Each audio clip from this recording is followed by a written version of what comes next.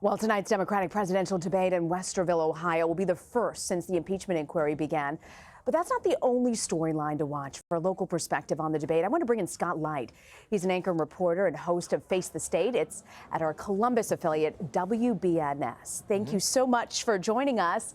I want to start with where the debate's going to be held tonight. We understand that Democrats actually picked Westerville because they've actually made gains in this suburbs. How so? Rena, that's exactly right. This was no accident that Westerville was chosen here. Remember this, Barack Obama won this state twice. He never carried Westerville. Hillary Clinton carried it by 5 points. So Democrats feel like that coming off the 2018 midterms, they feel like there are lots of Westervilles all over the country. And I'll throw one other number your way. In greater Franklin County, which encompasses Columbus, there are 14 cities, and Westerville being one of them, where Democrats did better in 2018 than they did in 2016. So their plan is to go to metropolitan suburbs and hit it hard with college-educated voters, minority voters, and young voters in those burbs. I want to turn and ask you, Scott, about the issues as well. Health care, such an important issue that comes up at every previous debate. How do you think the conversation on health care is different in Ohio?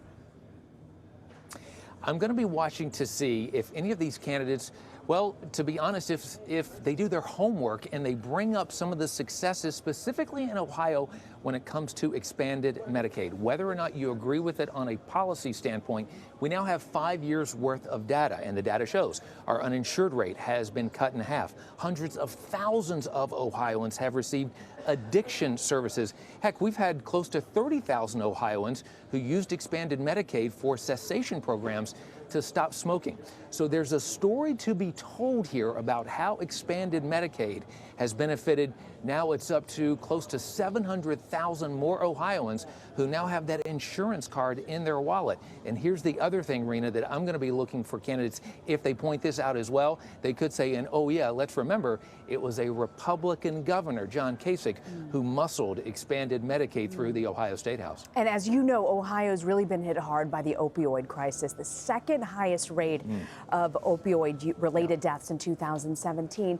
You know, some of the candidates want more addiction treatment. Others, like Yang, want to decriminalize opioids.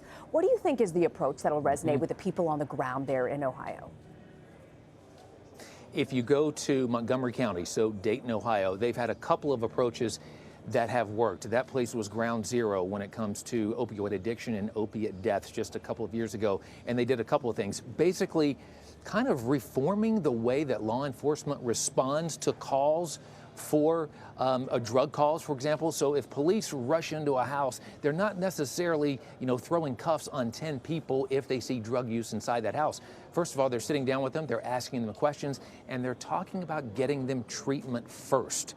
And so the other thing that cities like Dayton have used, they've used kind of real-time analytics to pinpoint where those calls are coming in the most in and around Dayton and in and around Montgomery County. So it's been changes like that that have enabled Dayton and Montgomery County to at least get around the corner in curbing those opioid-related addictions and addiction-related deaths. And when we talk Ohio, you can't forget about manufacturing and how important it is to the state. The president actually campaigned on bringing the industry back in 2016. We know there have been some setbacks, particularly the closing of the Lordstown GM plant.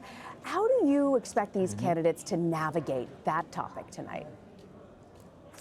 It's going to be interesting to watch, and already the Trump administration is firing back. They took out this full-page ad in our local paper here, the Columbus Dispatch, and then I got an email from the White House today saying that in Ohio, the White House has helped to generate about 100,000 jobs, and then of those 100, about 19,000 manufacturing jobs. Now, Rena, to your point, let's give a little perspective here. Those 19,000 manufacturing jobs have been mostly supplier-related jobs. We have about 15,000 Honda workers here. So when Honda sells more Accords and more CRVs, then that's a hub that spokes out and creates more jobs. So again, it's been more on the supplier side. We haven't had those big grand openings or big ribbon cuttings at major factories that again, to your point, that Trump promised would be coming back. Remember, he made that campaign promise to Ohioans here a few years ago, and he said specifically, he said, don't sell your homes. Those factory jobs are coming back. At this point, those big marquee factory jobs have not come back. Scott, before you go, I want to ask you, whether it is a Democratic or a Republican candidate at this point, Who do you believe, what kind of a president do you believe the folks in Ohio want? Who do you think they will pull the lever for on Election Day a year from now? Wow.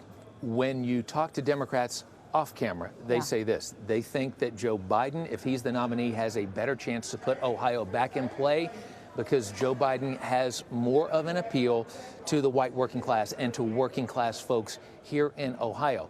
But then at the same time, they worry about, can Biden inspire? Can Biden inspire minorities? Can Biden inspire young voters? And then let's flip it. Let's go to Elizabeth Warren. She does inspire those young voters. She does inspire people who have college degrees to get out and to canvass and go knock on doors for her. But again, the worry for her is, can she appeal to that white working class here in Ohio? That is a major question. I don't think Democrats have a fully vetted answer to that, but it is absolutely top of mind here in Ohio.